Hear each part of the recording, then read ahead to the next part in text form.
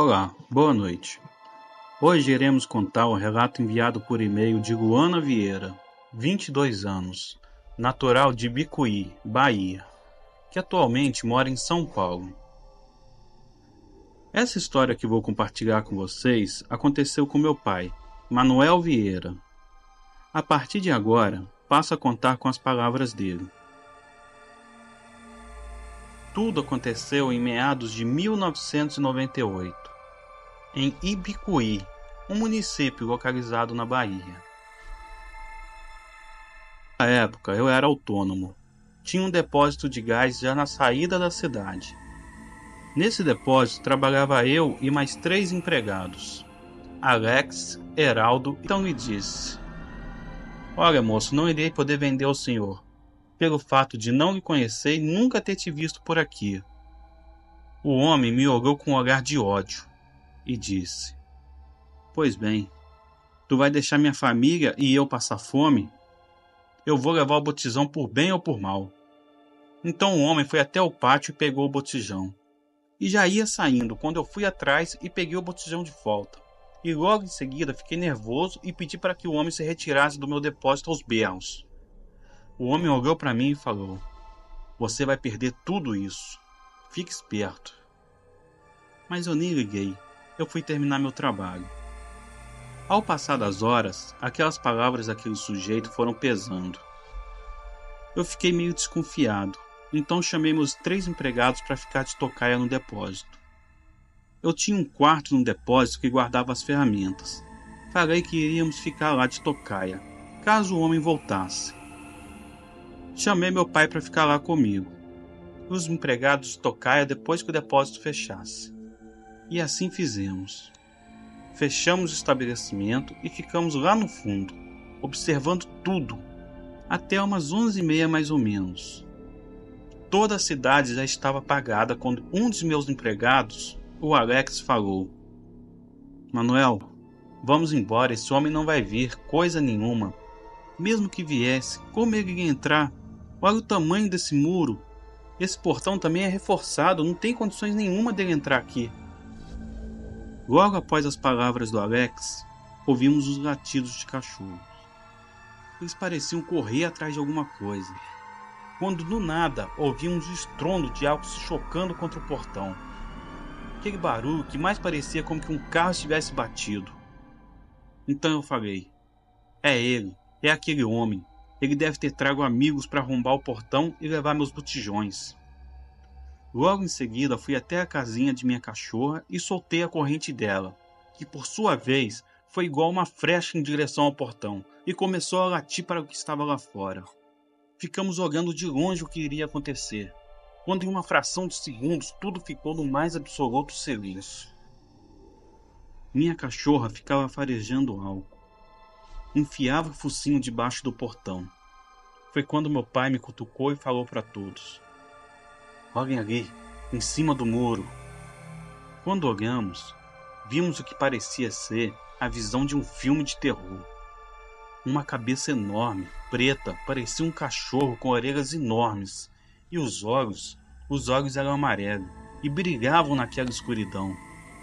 Minha cachorra, quando viu aquela criatura, começou a latir bem alto, mas não adiantou nada. Por incrível que pareça, aquela coisa pulou para dentro do pátio. Nessa hora, o desespero bateu. Quando vi aquela criatura, me senti totalmente indefeso. Tamanho era aquela coisa. Deveria ter mais ou menos uns 2 metros de altura. Os braços eram enormes, dedos bizarros que só de lembrar me dá arrepios. As pernas pareciam quebradas. Era algo sobrenatural de se ver. A minha cachorra avançou contra aquilo, que a pegou e a lançou longe, a deixando muito ferida. Mas mesmo assim ela ia em cima, até não aguentar mais e se deitar no canto, e ficava apenas rosnando para aquela coisa. Então aquela besta começou a ficar em 2 patas e cheirava o ar. Parecia que havia sentido nossos cheiros. Naquele ponto, já sabia que aquilo era um lobisomem. Todos sabiam, pois sempre ouvimos histórias dessa fera. Já havíamos ouvido comentários na região.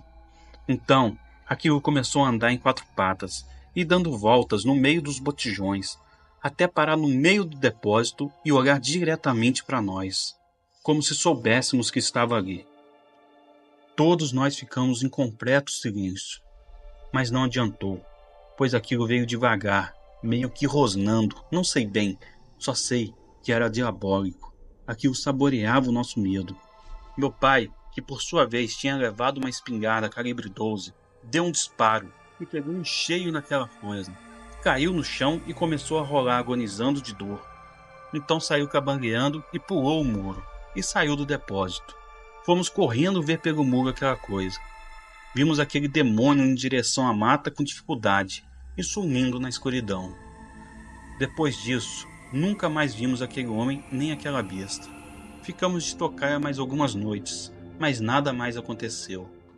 Tudo voltou como era antes, mas ainda lembro daquela coisa vindo para nos matar. Por sorte, aquela arma em minha cachorra salvou a todos nós. Obrigado por contar meu relato, e uma boa noite a todos.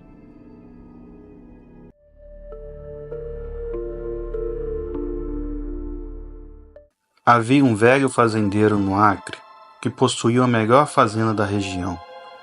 Todo mundo dizia que suas colheitas eram as melhores e que as pessoas que vinham de todos os lugares para comprar suas mercadorias. Sempre que as pessoas perguntavam como ele era capaz de cultivar colheitas de tão boa qualidade, o velho fazendeiro dizia que o segredo estava em seu espantalho. É a esse velho espantalho que tenho que agradecer. Ele garante que nenhum corvo, bicho ou praga chegue perto das minhas colheitas. Foi o velho fazendeiro que construiu o espantalho. Ele era assustador. Passou meses trabalhando nele, para torná-lo o mais assustador possível, pois era importante manter as pragas longe de suas plantações. Então ele deu ao espantalho enormes braços de palha, que se estendiam por cerca de 1,80 m, e grandes pernas compridas, que o faziam tão alto quanto uma árvore. Porém, a coisa mais assustadora nesse espantalho era a sua cabeça. O agricultor esculpiu uma abóbora com sua própria imagem. Ele passou incontáveis dias e noites aperfeiçoando seu design, até ficar perfeito. O rosto e a cabeça do espantalho eram tão grotescos e feios que até ele ficava com medo de olhá-lo às vezes. Mas era muito eficaz. Afugentava todos os roedores e pássaros que se aventuravam por perto. A fazenda vizinha era de propriedade de 2 jovens irmãos, Pedro e Marcos. Eles eram preguiçosos e nunca faziam direito o trabalho ao redor da fazenda. Por isso, suas colheitas eram ruins. Eles estavam com ciúmes do sucesso do velho fazendeiro e estavam conspirando contra ele. Se eles pudessem levá-lo à falência, poderiam assumir sua fazenda e ganhar mais dinheiro. Então, uma noite, os irmãos decidiram esgueirar-se pelas terras do velho fazendeiro. Eles roubaram seu espantalho e o levaram para sua própria casa, onde o colocaram em um armário velho para que ninguém jamais o encontrasse. No dia seguinte, o fazendeiro acordou e encontrou seu medonho espantalho desaparecido e todas as suas colheitas sendo comidas por ratos e corvos. Ele saiu de joelhos e chorou, sabendo que sua fazenda logo estaria fora dos negócios. Enquanto isso, os irmãos Mário e Pedro assistiam de camarote e não puderam deixar de rir quando viram as lágrimas de tristeza do velho. Ouvindo os risos, o velho fazendeiro se aproximou e perguntou se eles sabiam o que tinha acontecido com seu espantalho. Os irmãos o olharam diretamente nos olhos e disseram que não tinham ideia de onde seu precioso espantalho poderia estar. Mas vocês sabem que vou sair do mercado e vender minha fazenda se não conseguir encontrar meu espantalho. Mário apenas riu na cara dele, dizendo: Isso é que dá ser azarado, não é? Ainda bem que não sou você. O velho fazendeiro caminhou lentamente de volta para sua casa, com a cabeça baixada em derrota e depressão. Naquela noite, Mário e Pedro tiveram problemas para dormir. Não porque sentiam qualquer remorso, mas porque não conseguiam tirar da mente a imagem horrível do rosto distorcido do velho espantalho. Eles não conseguiriam dormir enquanto aquela feia cabeça de abóbora estivesse em sua casa. Então eles se levantaram e arrastaram o espantalho para fora do armário. Mário pegou um bastão de beisebol e esmagou a cabeça do espantalho em pedaços, até que tudo o que restou foram apenas pequenos pedaços de abóbora espalhados pelo chão. Os irmãos pegaram o resto e o jogaram no lixo. Depois voltaram para a cama e logo adormeceram. Algum tempo depois da meia-noite, os irmãos foram acordados pelos sons de algo que arranhava a porta do quarto deles. "Você esqueceu de colocar o cachorro para fora?" perguntou Pedro. Nós não temos um cachorro", respondeu Mário. De repente, a porta do quarto se abriu e um braço de palha solitário passou pela abertura. Então, um segundo braço se debateu, seguido por 2 longas pernas de pau. Os 2 irmãos estavam congelados de medo e só podiam olhar com horror enquanto o corpo do espantalho sem cabeça se erguia sobre as longas pernas de pau e aos longos braços estendidos para eles na escuridão. Mário sentiu uma garra fria ao redor do tornozelo e gritou o mais alto que pôde. Ele implorou ao seu irmão para ajudá-lo, mas Pedro estava correndo para fora do quarto, fugindo com terror. Ele correu pelo corredor, atravessou a porta da frente e saiu para a estrada iluminada pela lua. Ele correu tão rápido quanto suas pernas podiam carregar, ofegando e gritando no talo de sua voz. Ao passar pela casa do vizinho, ele viu o velho fazendeiro parado no portão. Ao luar, ele podia ver o velho fazendeiro apenas olhando para ele, com um sorriso estranho no rosto. Ele continuou correndo, com os pés descalços batendo na estrada de cascalho. Ele olhou por cima do ombro e viu algo que o assustou até a sua alma. O espantalho estava correndo pela estrada, logo atrás dele. Estava se aproximando cada vez mais. E isso não foi tudo o que ele viu. Ele notou que o espantalho tinha uma cabeça nova, a cabeça do seu irmão.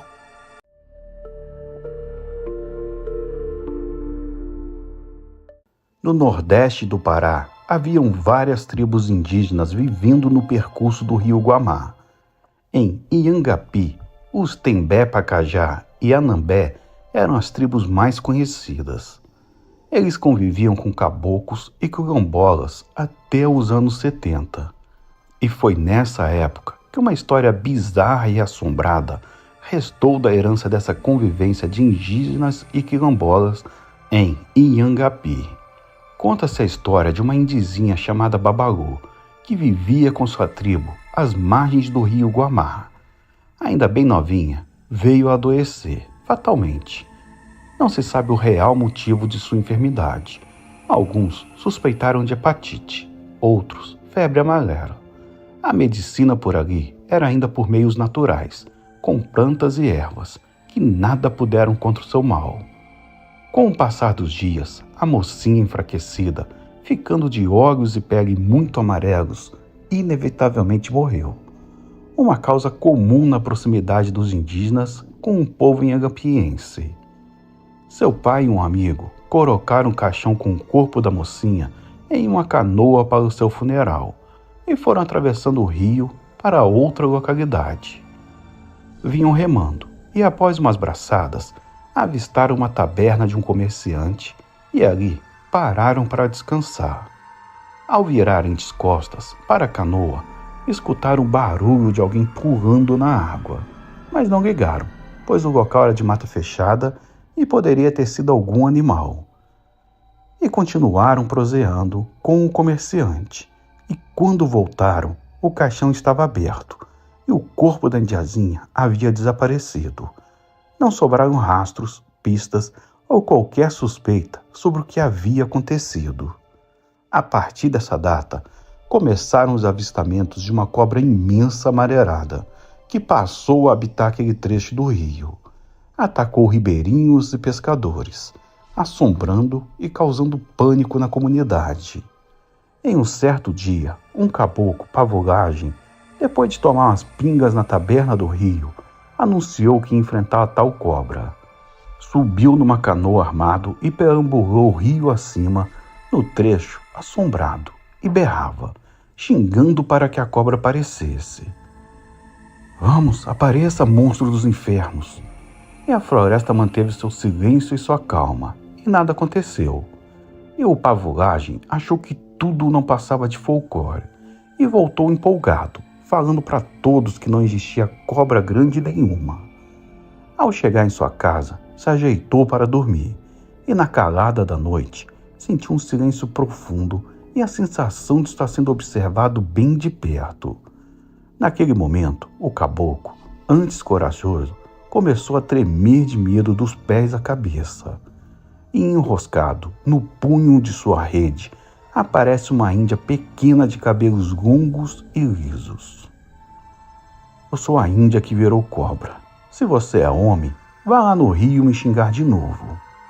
Um vento frio passou e ela desapareceu, apagando o fogo da lamparina e deixando o caboclo no breu total. O medo foi tão grande que ele permaneceu duro como uma pedra até o dia clarear. Dali, se levantou e participou do acontecido com os amigos e vizinhos da época e aprendeu a respeitar as lendas e seus mistérios. E essa história se espalhou boca a boca, passada de geração em geração pelos mais antigos da região.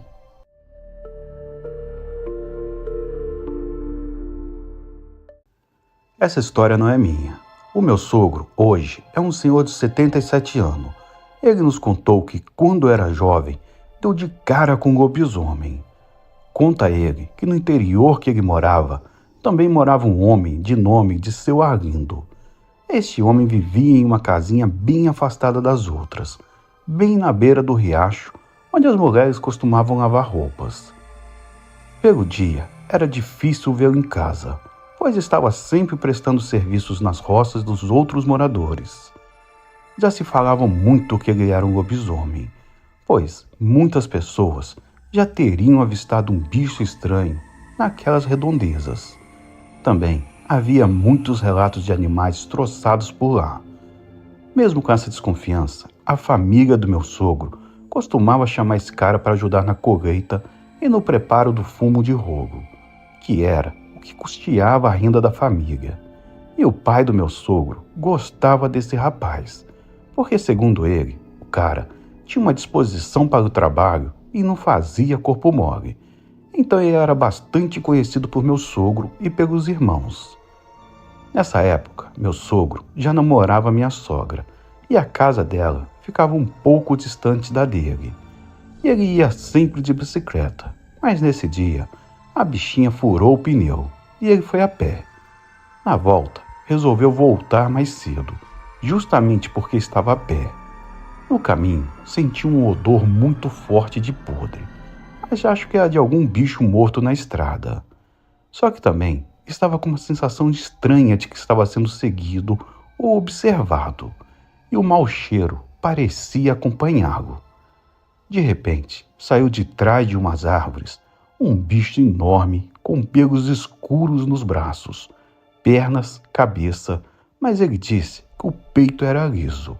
Parecia um cachorro sobre duas patas e era muito alto. O bicho não atacou, rodeou, urrou, cheirou e quando chegou bem perto, meu sogro, sem pensar, agiu na força do medo. Sacou uma faquinha que ele costumava andar e feriu o braço do bicho, que avançou furioso em meu sogro. Mas, de novo, não o atacou. Urrou muito alto e foi embora para dentro do mato. Passaram-se muitos dias e o pai do meu sogro precisou dos serviços de Seu Arlindo de novo. E para surpresa do meu sogro, ele apareceu com ferimento já cicatrizando no braço, no mesmo lugar onde meu sogro tinha ferido o bicho.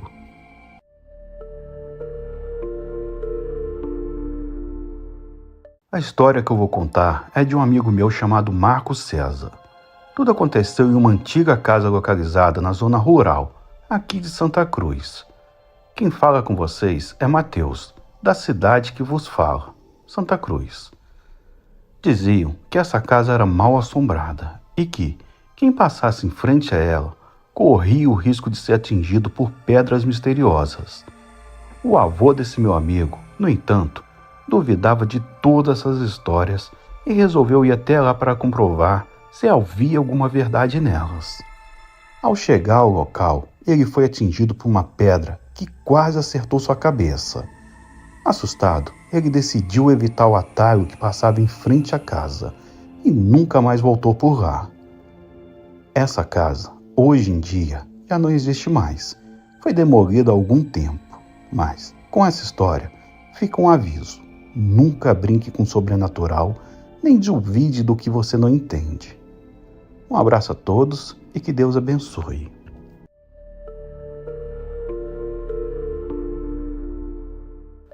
O meu nome é Marcos Martins, tenho 48 anos, eu nasci e cresci no sertão do Ceará, em uma cidadezinha pequena, que eu prefiro não mencionar. Eu sempre vivi entre os montes secos e as matas fechadas, acostumado ao calor, à poeira e ao silêncio que toma conta da região. Eu cresci com histórias de assombrações e lendas, mas nunca fui de me impressionar com essas coisas. Trabalho como caçador, e no sertão, caçar é uma necessidade, não é um prazer. Desde criança, carrego uma espingarda com a mesma naturalidade com que carrego o facão. Não tenho medo das matas ou de suas criaturas. O sertão ensina a gente a ser forte, a encarar qualquer perigo sem tremer. Mas o que eu vou contar aconteceu num daqueles dias que ficam guardados na memória. Algo que não importa o quanto a gente tente, nunca consegue esquecer. Aconteceu quando eu ainda era jovem, acho que por volta de 30 anos. Em um dia quente, como qualquer outro, o sol estava lá em cima, queimando a terra e o meu cangote.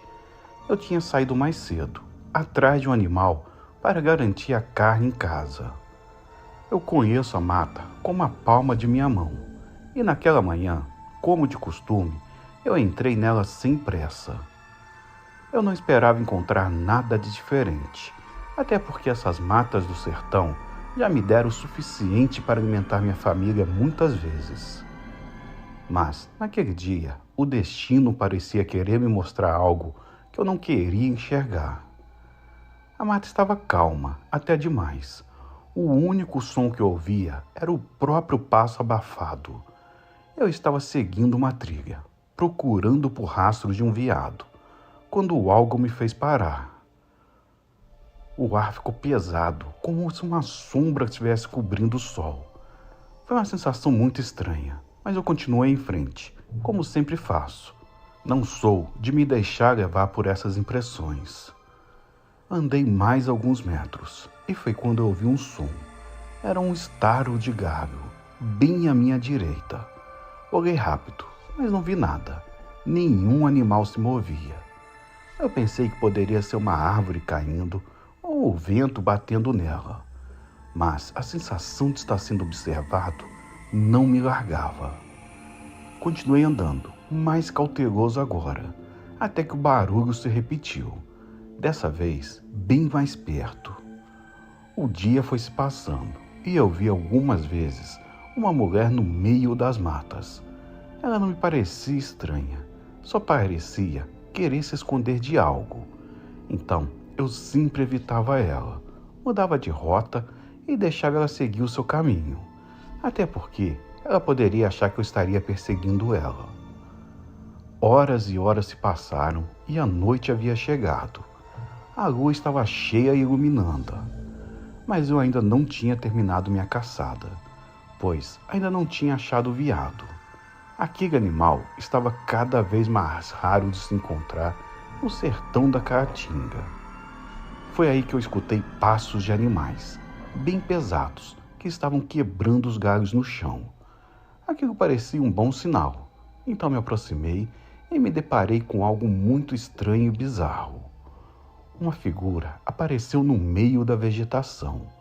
Era uma mula, mas não era uma mula qualquer. Ela era grande, mais alta do que qualquer animal que eu já tenha visto por aquelas bandas. E sua pelagem era marrom, porém manchada com cinzas. E o pior, no lugar da cabeça estava uma bola de fogo. Era como se fosse uma fogueira. A visão foi tão repentina que eu não sabia o que pensar. Achei que estava vendo alguma coisa errada, uma miragem ou até mesmo um truque da minha mente. Mas os cascos batendo no chão com força não podiam ser apenas imaginação. Eu fiquei paralisado. O fogo no pescoço da criatura parecia crescer, como se vivesse, como se fosse uma parte da sua alma. A mula sem cabeça, conforme dizem as lendas, era um espírito do sertão, mal apenada, um monstro que aparece quem ousa entrar nas matas ou para aqueles que têm más intenções. Dizem também que ela é o castigo de mulheres que cometeram pecados e foram amaldiçoadas, condenadas a viver sem cabeça, cavalgando pela terra até o fim dos tempos. Eu, no fundo, sabia da história, mas nunca acreditei nisso, até aquele momento. A mula não se movia muito, apenas estava parada ali, me encarando. Ela parecia ter olhos, mas eu não consigo descrever como eles eram, ou se ela realmente tinha. Tentei me controlar, mas o medo começou a apertar no peito. Aquele fogo, o som dos cascos, tudo parecia que queria me atacar. Eu sabia que tinha que sair dali, mas o medo me impedia de fazer qualquer movimento. Foi quando ela começou a andar na minha direção. O meu coração disparou. Comecei a recuar lentamente, sem tirar os olhos dela. Eu não sabia o que fazer. Aquelas histórias que minha avó me contava quando eu era criança começaram a fazer sentido. A mula sem cabeça não era apenas uma lenda, era real, estava ali diante de mim. Eu acredito que todas essas histórias que nossos avós e os antigos contam têm um fundo de verdade. A mula eu tenho certeza porque eu vi, mas hoje em dia eu acredito em todas elas. O povo não tem imaginação para criar tanta coisa. A gente trabalha de sol em sol. Eles vão um tempo de ficar criando história para boi dormir. Então, eu acredito sim que muitas das coisas que já foram vistas realmente existem. E o calor que emanava do seu corpo era tão intenso que até o ar ao redor parecia distorcer. Cada passo dela fazia o chão balançar. O fogo que saía do seu pescoço iluminava árvores ao redor. Eu sabia que se tentasse fugir, ela poderia me pegar, mas também sabia que ficar ali poderia ser ainda mais perigoso. É o tal do ditado, né? Se correr o bicho pega, se ficar o bicho come. Eu decidi que não tinha escolha a não ser me afastar devagar, com a espingarda ainda em punho, mas sem coragem de disparar. Eu também já tinha consciência que aquela arma não me serviria de nada naquela situação. Ela se aproximou ainda mais. Ela olhava diretamente para mim. Parecia que estava vendo como era a minha alma. Se eu era uma pessoa ruim ou não. Eu não sei explicar. Só sei que após me encarar por breves segundos, ela relinchou e correu de volta para a mata. Ela sumiu rapidamente, como se fosse levada por uma força invisível. Eu não sei explicar muito bem. Eu fiquei ali parado, com o coração ainda acelerado e as mãos tremendo. Eu sabia o que eu tinha visto, só que eu não sabia como explicar. Voltei para casa naquela noite, sem coragem de contar nada para ninguém. Eu sei que ninguém ia acreditar em mim. Quem acreditaria? Nem eu mesmo acreditaria se contassem para mim. Naquela noite, enquanto eu tentava descansar, eu não conseguia parar de pensar sobre o que eu tinha visto. A imagem da mula sem cabeça não saía da minha mente.